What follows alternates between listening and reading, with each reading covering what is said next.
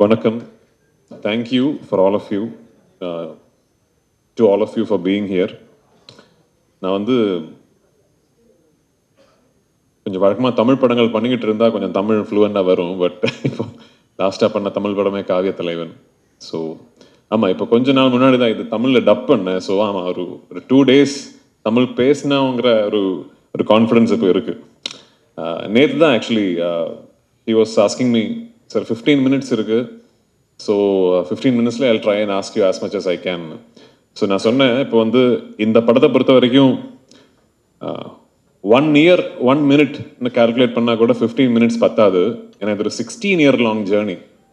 2008 தான் actually director Blessy decided to do Aadu Jeevitham. And 2008 2009 தான் he first came to me, இப்படி நான் இந்த படம் பண்ண போகிறேன், நீ தான் இதில் நஜீபா நடிக்கணும்னு சொல்லி. அதுலேருந்து இன்னைக்கு வரைக்கும் if you see it's 16 year long journey.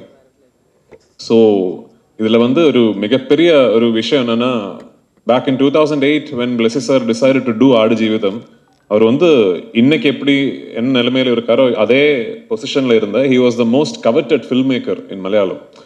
எனக்கு தெரியும் he was the highest paid filmmaker in Malayalam in 2008 2009.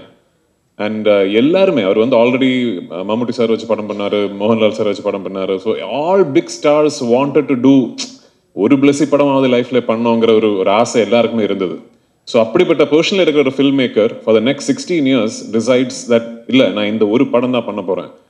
அப்படிப்பட்ட கன்விக்ஷன் வந்து it is very very rare to find. Forget about cinema, even in life it is very rare to find. இது இந்த படம் பொறுத்த வரைக்கும் இது ஒரு பெரிய ஜேர்னி. இது 2009 வந்து we decided to do the film and it took us 10 years till 2018 to finally start rolling, start shooting. ஏன்னா இவ்வளோ பெரிய படம் இந்த பட்ஜெட்டில், இந்த ஸ்கேலில், இந்த கேன்வாஸில் வந்து 2008-9 டைமில் it was impossible to imagine, especially from the Malayalam industry. அந்த 10 வருஷம் we Blessy sir actually set up the project, almost brick by brick, and finally we were able to start shooting in 2018. Adla vandu today I have to tell all of you, especially that now we are in Chennai, இந்த படத்துக்கு வந்து இல்ல இப்படி ஒரு மிகப்பெரிய ப்ராஜெக்ட்டுக்கு இவ்வளோ செலவு பண்ணி இந்த ஸ்கேல்ல பண்ணலாங்கிற ஒரு ஜஸ்டிஃபிகேஷன் வர்றதுக்கு மிகப்பெரிய காரணம் வந்து ரஹ்மான் சார் தான் actually. when we decided that we will, so I have to, ஒரு சின்ன story I have to, actually I don't know if Rahman sir also knows this, I don't know if I've said this, ஒரு சின்ன story I have to tell you, sir. So when Blessy sir and me, I remember it was in my vanity van in 2009 I think. So like the first discussion we had is who's doing the music. So only 2 names actually. We were, of course, அன்னைக்கு வந்து when you dream you can dream, இல்ல limitless-ஆ dream பண்ணலாம். So 2 names we discussed. One, the first name is A.R. Rahman sir, and second name is Hans Zimmer. So we actually mailed both Hans Zimmer sir and A.R. Rahman sir, and we got the reply first from Hans Zimmer's team, I think, because I think we mailed the wrong email address. So Hans Zimmer oda team la ஏதோ ஒரு மேனேஜரா யாரோ ஒருத்தர் reply பண்ணாராமா, இப்படி பார்க்கலாம் அது இது இல்லை. But then we got the opportunity to get the access to Rahman sir. அந்த டைம்ல எப்படி how to get to Rahman sir னு கூட தெரியல. Although we, for us in Kerala, we still think ஆமா அவர் வந்து நம்ம ஆளு, ஃபர்ஸ்ட் படம் யோதா மலையாளத்துல பண்ண. He's like when you if you see Rahman sir in Kerala, people relate to him like a Malayali only.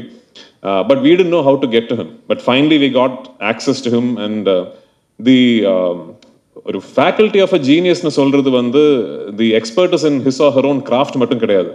You should be able to spot something special, illa. So அந்த அளவுல வந்து he is one of the greatest geniuses to have lived in our times. I think it is that first meeting liye வந்து I think Rahman sir understood that we are trying to pull off something very special, and he said yes, I am doing the film. Rahman sir oda per வந்து when it got associated with the project is when suddenly the film, even in Kerala அந்த டைம்ல A.R. Rahman பண்றாரா, ஐயோ அப்போ அந்த லெவலா படம், அந்த ஸோ அந்த அப்படிப்பட்ட ஒரு டாக் வந்து it really helped us a lot during the setting up stage. So I have to take this opportunity to thank Rahman sir for showing the faith and the trust in this project, and more importantly in Blessy's vision. So finally 2018 we started shooting, and so இதுல வந்து ஒரு பெரிய transformation is part of playing the role. ஏன்னா வந்து ஒரு 3.5 years ஒரு டெசர்ட்ல வந்து stuck ஆன ஒருத்தரோட கதை. இது கதை கிடையாது, ஆக்சுவலி இது வாழ்க்கை. ஒருத்தர் நிஜமாவே வாழ்ந்த வாழ்க்கை. அது ஃபார் another discussion. ஸோ இந்த படத்தோட பிகினிங் போர்ஷன்ஸ்ல வந்து நான் நிறைய வெயிட் போட்டேன். ஏன்னா வந்து நிறைய வெயிட் போட்டுட்டு அப்புறம் if you start losing that change பயங்கரமா இருக்கும்னு சொல்லி I put on a lot of weight. And we did the Kerala portions and we went to Jordan. In Vadiram, we shot the first desert schedule where I was hefty and, you know, I had put on weight. Then we stopped shoot. அதுக்கப்புறம் ஒரு 7 months shooting நிப்பாட்டி எனக்கு wait இழக்கிறதுக்கு வந்து time கொடுத்து 7 months later, end of the year or beginning of next year, we went back to Jordan. Yeah, beginning of 2020, we went back to Jordan. Shooting ஆரம்பிச்சு கொஞ்ச நாள் தாண்டினப்போ the pandemic struck and we had to stop shooting. கிட்டத்தட்ட ஒரு 3 months the entire team was stuck in a desert in Jordan without being able to shoot. Now shooting permission was stopped. International air travel was stopped. So almost at the end of the 3rd month we got a repatriation flight. அப்படிதான் அந்த team ஃபுல்லா திரும்பி வந்தேன். அந்த டைம்ல வந்து Bless sir and me and the whole team, we did not know இது எப்போ இனிமே ஷூட்டிங் நடக்குமா, திரும்பி போக முடியுமா, எதுவுமே தெரியல.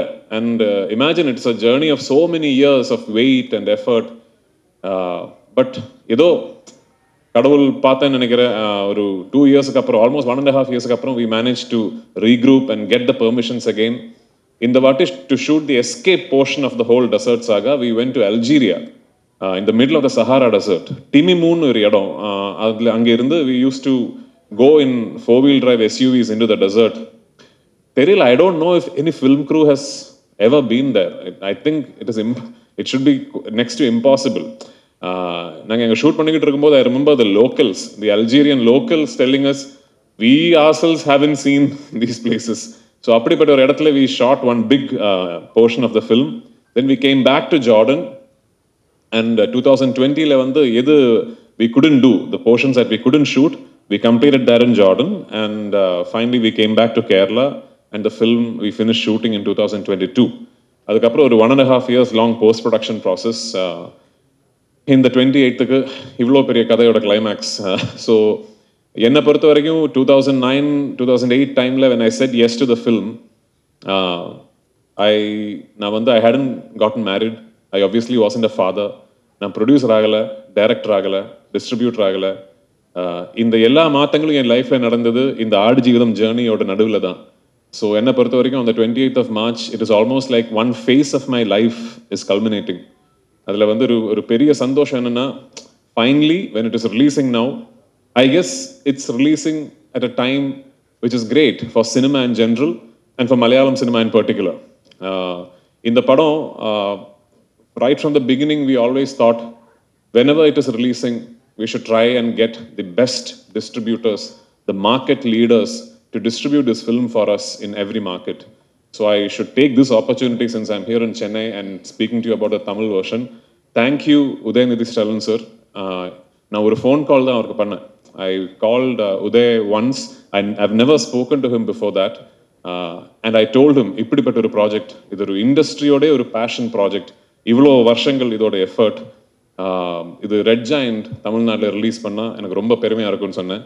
And I think Uday was an artist, so probably he understood what I meant. Or Uday probably related to what it would mean to a group of artists to have thrown their conviction, time and effort behind something like this, and he gladly agreed. So thank you so much to Red Giant and Udayanidhi Stalin sir for backing our film and showing faith in us. Kandipa 28th of March world over the film will release. Please do watch the film. இது பார்த்துட்டு இருக்கும்போது ஒரு மிகப்பெரிய விஷயம் நீங்கள் மறந்துடக்கூடாது. இது வெறும் ஒரு கதை கிடையாது, ஒரு மனிதன் வாழ்ந்த வாழ்க்கை. அண்ட் நஜீப்ங்கிற மனிதன் இன்னைக்கு he's with us, alive and well. He fought the circumstances. He found the strength to survive the circumstances. And he came out of it to be able to tell his tale. So இந்த படம் வந்து is an ultimate tribute to the resilience of human strength, is a tribute to the life that Najib lived. And of course, it is a passion project for all of us involved. Thank you so much. இந்த ஒரு scene வந்து உங்களுக்கு ரொம்ப கஷ்டப்பட்டு பண்ண ஒரு சீன்னா எந்த சீனாக இருக்கும்? Which took a long time. ஐயோ என்னால் முடியல அப்படின்ற ஒரு you would have pulled yourself back. Which particular scene was that? இல்லை, இதான் இப்போ வழக்கமாக ஆக்சுவலி நான் நிறைய படம் பண்ணியிருக்கேன். I've done more than 100 films. So வழக்கமாக when you ask me about a film, I'm able to differentiate the experience of shooting the film as, oh, on the scene, in the fight sequence, in the climax sequence, on the location la shoot பண்ணது ஏதோ தெரியல. But for ஆடு ஜீவிதம் எனக்கு வந்து beginning to end of the, even as we speak today, ஏதோ ஒரு one whole எக்ஸ்பீரியன்ஸாக தான் என் மனசில் இருக்குது actually. I am not able to differentiate between days, scenes, events. I remember how I felt. Because I keep saying, எனக்கு வந்து இந்த படத்தை பொறுத்த வரைக்கும் ஓவர் பேரிங் மெமரி வந்து பசி. I wasn't eating. இந்த அதான் ஜிம்முக்கு போய் இந்த 6 பேக் எல்லாம் பண்றது நானும் பண்ணியிருக்கேன் ஆக்சுவலி. அது வந்து இன்னொரு இட்ஸ் அனதர் ப்ராசஸ் இல்லை. இந்த படத்தை பொறுத்த வரைக்கும் இந்த transformation required me to look like somebody who did not have access to enough food, somebody who was starving.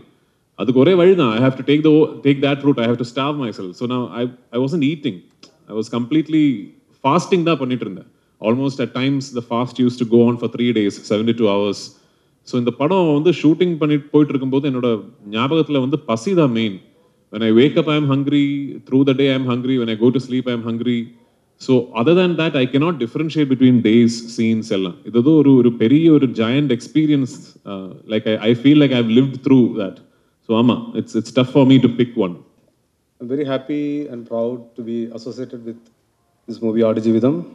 Work with all these legends, Roman sir, Blessy sir. Actually, Sriga Prasad sir is not here. எல்லாரும் ரொம்ப fan எனக்கு. அவரோட fan, எல்லாரோடைய fan actually. And but this movie shoot வந்து Algeria, Jordan இந்த மாதிரி டெசர்ட்டில் shoot பண்ணியிருக்கோம். எக்ஸ்ட்ரீம் வெதர் கண்டிஷன், ரொம்ப கஷ்டப்பட்டு நிறைய பேர் இதில் ஒர்க் பண்ணியிருக்கோம். I don't know what to say in front of all these cameras because I'm the first time here like this. So please do watch this movie in theater on 28th. Thank you. இந்த படத்தில் பெரியவனு என் ரஹ்மானே அந்த song நான் எழுதியிருக்கேன்.